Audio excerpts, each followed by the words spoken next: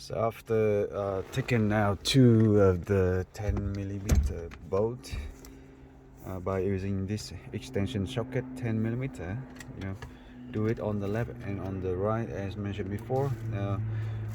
Before we can get this on, we actually put the tool like this or a screwdriver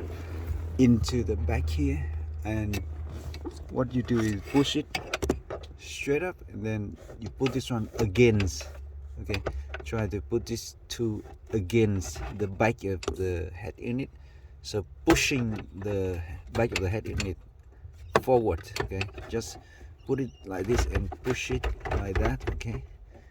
against it, because the top of the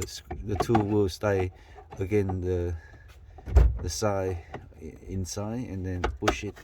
and then the front will come out, and then you can push the hand under here and pull it out, and actually it comes out like this. And now you can disconnect the wiring behind, and yep, that's all about.